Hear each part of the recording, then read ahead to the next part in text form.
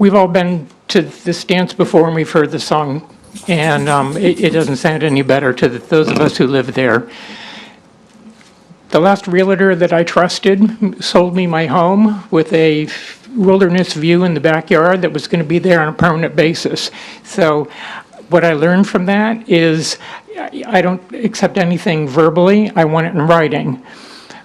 The applicant in the past has agreed to put things into a deed restrictions and limitations beyond just what they're promising the planning committee. We need something permanent. We need a deed restriction in writing that we can see, that we know this is how things are going to be. Talking about how things are going to be, we don't know what's going to be.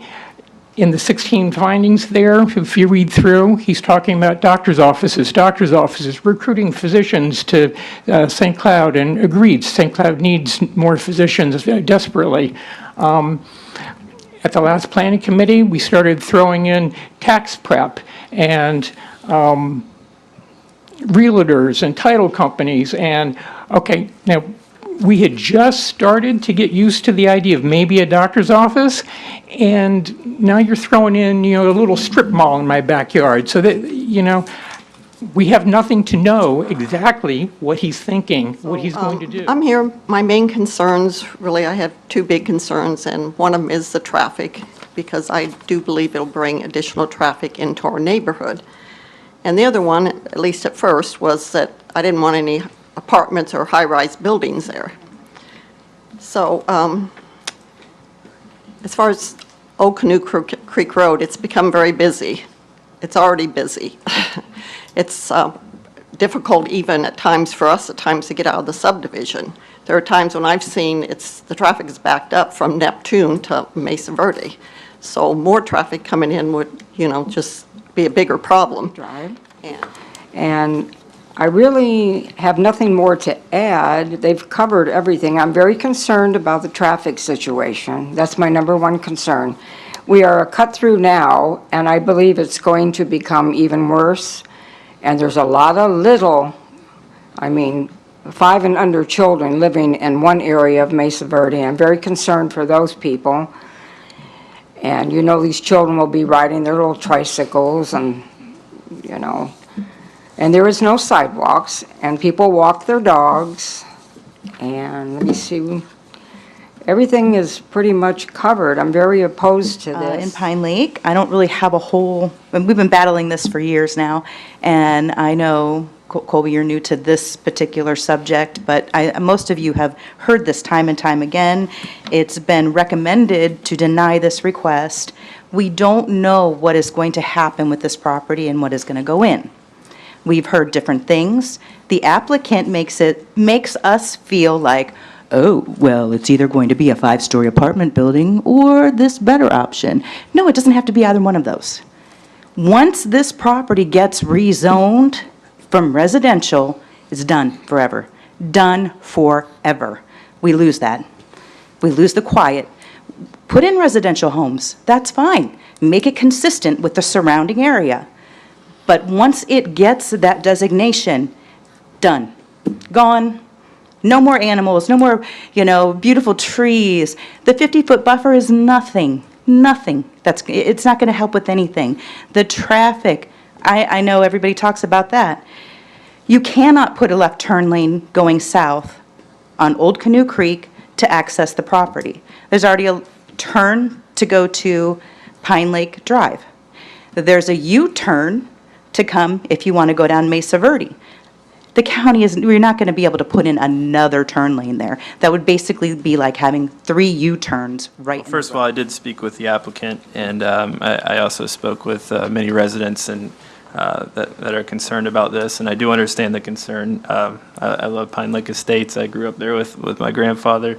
I remember when they had to put the stop signs in because people were speeding through the neighborhood, and so I hate to see anything built. I hate to see growth, but this is already. I did speak with staff as well, and in my agenda review, and it's already zoned for residential, which could be up to 4 units per acre. And I think that with that type of development, there would also be a traffic issue, if not worse. There would be no buffer.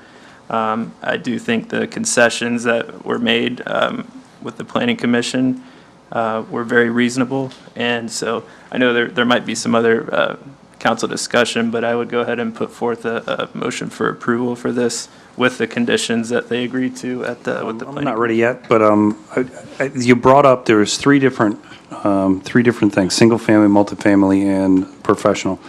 So single family, Mr. Urban brought it up. You can do 4 units per acre, so close to 18, 20 houses in there, 2-story, no 50-foot. So I'm just throwing out choices out here. Multifamily, boy, if you do that one, I could see in my head 3-story, at least 50 units.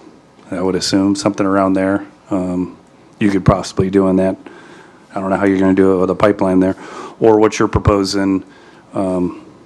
Is, to me, I guess, seems a little bit more appetizing if I was the one that had to back up to it. So I just wanted to put numbers to what you were proposing and what you could do at this moment if you stayed steady where you're at. And I actually did a little tour down to where the units you do own by the loop. They're nice units. I'm not sure how you're going to cram those things in there, but I'm not sure all the residents in that area understand that what you're allowed to do. You do have property rights, just like everybody else has property rights, just like the neighbors, and they have the right to come up here and complain that they don't want that to happen. So I just wanted to throw that out there. Thanks. Yeah, I agree. We've heard this quite a few times. I agree with both Mr. Urban and Mr. Askew that it's a balancing act for me. Like, something is going to go there. I know you've lived there a long time. You've enjoyed it. You've been really lucky that it hasn't been developed. You know, you're super lucky that it hasn't been developed until this point. But it's going to develop. They have property rights. Like, what's the least offensive option? I mean, for me, I like the commercial use. You know, we need commercial in the city of St. Cloud. I feel like if we never built another house in the city of St. Cloud, I would be happy about that. The 50-foot berm, I think, is, you know, no one does that. No one gives a 50-foot berm. You know, and then to leave all of the natural vegetation, and then to do, I mean, a 50-foot offset, and then to do a berm, and then is it an opaque fence on top of the berm? No, it would be a solid fence with a viburnum hedge in front of it. So the viburnum hedge would essentially face the buffer, so it would kind of blend in with the landscape. That it's 1 story to me is super advantageous. I know if it was coming behind me, I certainly wouldn't want to have a multi-story building behind me, because then, you know, you think people are looking into your backyard and just the privacy and things like that. This is our first reading, so we could move it forward and then ask for further information in the next reading for anything like with the left turn lane. I know that's something that's up in the air. I think we talked about this in one of the iterations we had before. Is the applicant willing to say that nothing will be outside, there'll be no outside noise, you know, like there's not gonna be cafe tables outside, or, you know, like playing karaoke music outside, or everything is gonna be contained in? We have no problem with that. I mean, like I said, it's professional offices. We're not gonna do restaurants there. It's gonna be limited to medical and professional offices, so everything will be inside. So, Thank you. Just for the record, got a number of emails, forwarded them to staff. So, did I call you Mr. Trace? Okay. yeah, you said it. Sorry, Mr. Urban. So there's, in my mind, so first with the land use change, because that's the first item up, there's a lot of areas of the city that I don't necessarily agree with how the land use pattern is, but this is one of those that actually I think makes sense. There's commercial right next to Mutter, then higher density residential, lower density residential, and then Mesa Verde, which is now estate homes essentially compared to what the lot size is now. This is one of those sections that makes sense. So changing it doesn't really provide a cohesive development in my mind of what that area should develop as is. Commercial towards Mutter. Hopefully that gets extended all the way through at some point in my lifetime with a traffic light at Mutter, so people can safely exit those neighborhoods there instead of the treacherous turn that they have now. But on the land use side, I don't think it's fitting, for the same reasons I said 2 years ago and a year ago. It's not really cohesive. And then on the turn lane, I definitely wouldn't support a turn lane addition. There's one 300 feet south of it and 300 feet north of it. And then if you add another one in there, it takes out another couple hundred feet of the trees that are in the median that, you know, the county spent a ton of money to put trees in there, then they're just gonna get torn out to put a turn lane in. When there's another one further down, or if a light at some point gets put in at Mutter, then that's a better and safer U-turn, location. So I'm not in favor of the motion. I also talked with the applicant as well as 2 residents and a number of emails from residents. I certainly understand the concerns of the residents wanting to not have their peace and solitude disrupted and what they've enjoyed, but again, I also understand that this property, the property owner has a right to develop this property, is what the law says.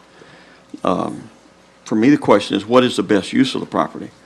And in my opinion, I sat down and listened to the planning commission when they went through this, and we're listening to it, and that was, to me, the conclusion of where they ended up, was what is the best use of this property. And I feel that what has been proposed here, certainly with the restrictions that would come under the zoning item, I believe certainly the owner of the applicant is certainly trying to go the extra mile to have a good relationship with the community.